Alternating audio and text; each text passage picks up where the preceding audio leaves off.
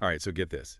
Santa's suit, the iconic red getup, didn't always look like that. Yeah, like forget the white fur and the whole red suit thing. We're talking robes, yellow suits even. Some old pictures. Santa doesn't even have a beard. Whoa, no beard. That's wild.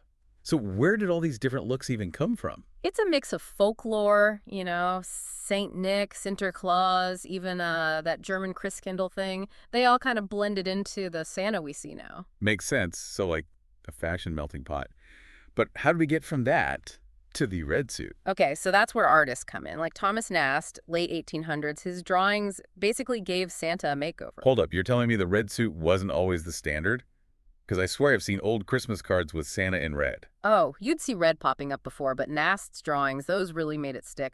Plus, guys like Norman Rockwell, J.C. Leyendecker, they kept drawing him that way too, so by the 20th century, boom, that's Santa. So basically these artists created the blueprint for Santa. It's funny, because lots of people blame Coca-Cola for the red suit. Total myth, right? Well, Coke's ads with red-suited Santa were huge, but those didn't start till the 1930s. way after the red suit was already a thing, thanks to artists. Yeah. Like giving the baker credit for inventing flour. Right. Although, fun fact, Coke wasn't even the first to use red-suited Santa in ads. White Rock beverages did back in World War I. No way, I never knew that. But okay, why red D? Why not blue or something? There's got to be a reason. Well, practically, it's super visible against snow, but it's more than that. Red means warmth, Right. giving. Mm. Kind of magical, right? All things we connect with Santa. I never thought about that. Like the color itself adds to how we feel about Christmas. Exactly. Plus, think about it. Red grabs your attention. Santa's got a lot to do, and one night he needs to stand out. So practicality, symbolism, and a bit of Christmas psychology all rolled into one. Right. It's not just a suit. It's like the visual heart of Christmas. Amazing how a simple thing can mean so much. But, Santa's look, it changed, along with how we celebrate Christmas. Oh, totally. Remember how we said early Christmas was kind of wild? As it became this family thing, Santa changed too. Like he went from party animal to everyone's favorite grandpa. That's kind of cute, actually. Yeah. And the red suit, it shows that change. It means safety, that childlike wonder we love about Christmas now. It's incredible how much meaning there is in just a color. It's like a history lesson you can wear. Right. Makes you wonder what other secrets are hidden in plain sight. Speaking of which, what about Santa's HAT? Oh, yeah. That floppy, furry thing. Just as iconic as the suit. Where'd that come from?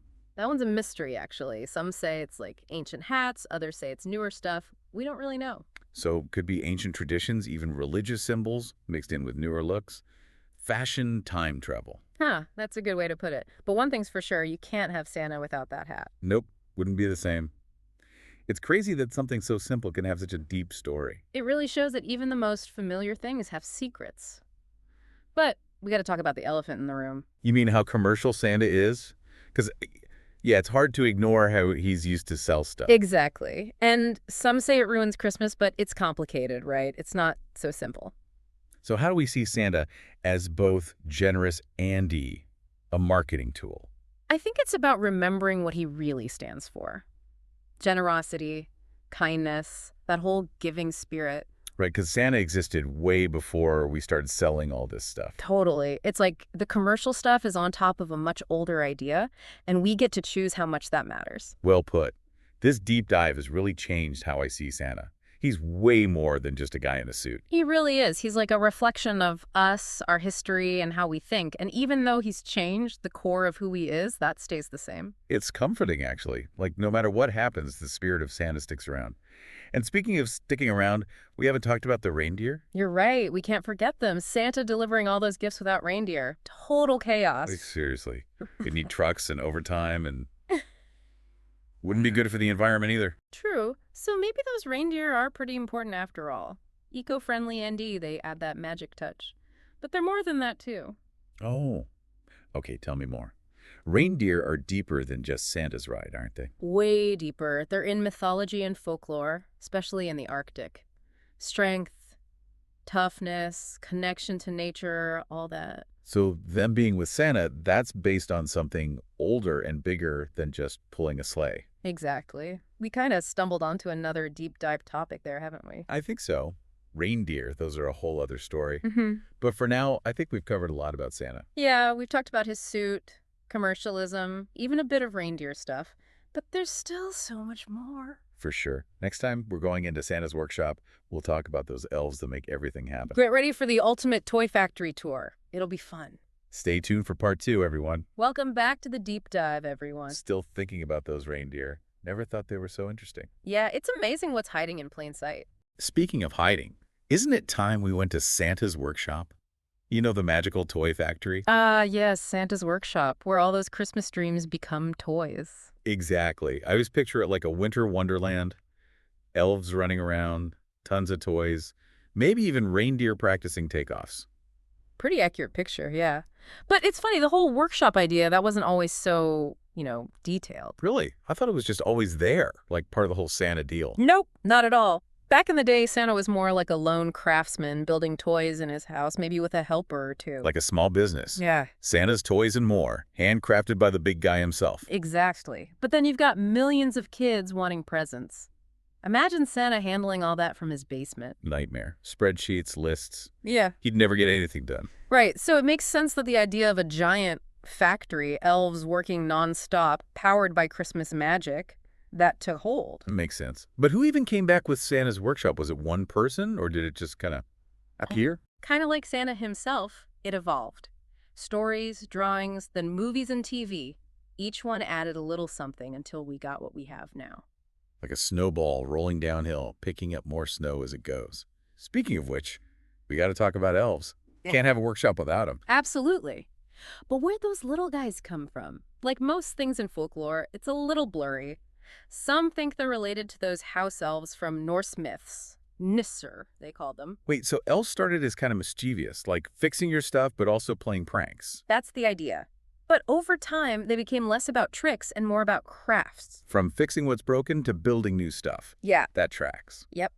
And as Santa's workshop got bigger and more detailed, so did the elves. Designers, builders, painters, they had an elf for everything. Like a whole orchestra, each elf playing their part to make the perfect toy symphony. I love that. And that image of a well-run workshop, happy elves making amazing toys, that's what makes it so appealing, I think. It's comforting, right? Especially during Christmas, when things can be so crazy. But it's also about being creative, which is what making toys is all about. You got it.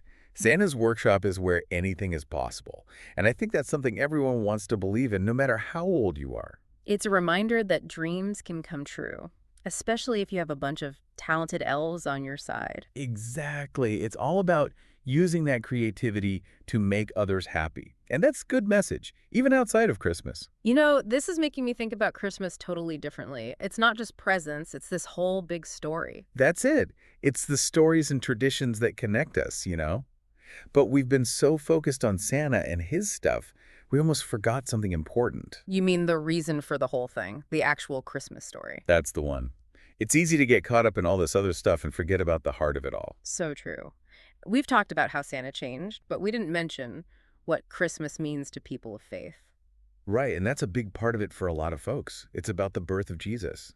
And even if you don't see Christmas that way, the nativity story is still a big part of it. The hope, love, all that. Exactly. Those themes, they go beyond religion. Good over evil, light over darkness. That speaks to everyone. It's like a reminder that Christmas, at its core, is about wanting peace and kindness. A pretty good message, if you ask me. Couldn't have said it better. And I think this is a good place to pause our deep dive for now. Yeah, we've talked about Santa, his suit, his workshop. All that history, a bit of arguing about commercialism, and even those deep themes from the Christmas story itself. But we're not done yet. Next time we'll talk about what Santa's popularity means. Why is he still so important to us? Stay tuned for the final part of our Santa deep dive, folks. It's going to be a good one. All right, welcome back, everyone. We've covered a lot about Santa. Yeah, from clothes to workshops to reindeer, Santa's got layers. He does. But now the big question. Why do we still care so much about Santa? In a world full of tech and stuff, why does this guy still matter? That's the core of it, isn't it? I think it's because, deep down, we all want to believe in something good, something bigger than ourselves. Makes sense. The world can be kind of crazy, but Santa, he's always there. Joy, kindness. He's like a reminder that good things exist. That's it. And his story, it's changed over time, sure, but it still gets to us. On some level, we all connect with it. It's like that kid inside us, the one who believes in magic. Santa keeps that part alive. even when things are tough. It's powerful, right? And think about it. Santa isn't just an American thing. He's everywhere. He's like this global symbol of togetherness. It's true. Gifts, laughing, those Christmas lights, it's like a language everyone understands, even if we know, logically, he's not literally flying around. Exactly. It's that spirit that matters. Giving, being kind, that's worth something, whether you believe in the whole sleigh thing or not. Totally agree. And here's something I find cool. Santa's story is still changing. Oh, yeah, big time. We're seeing Santas that look like all kinds of people now, embracing differences, all that. Right. It's not just one image anymore. Santa's like a mirror, showing us how our ideas about the world are changing, which means his story keeps going. That's why he's still around, I think. He adapts, he inspires, and that's something every generation needs because we all need a bit of magic, right? Absolutely. So, as we wrap up this deep dive, one thing's clear. Santa is way more than a guy in a suit. He's an icon, a hope dealer, and proof that being good to each other never goes out of style. Maybe there's a bit of Santa in all of us. Thanks for joining us on this Deep Dive. We'll see you next time.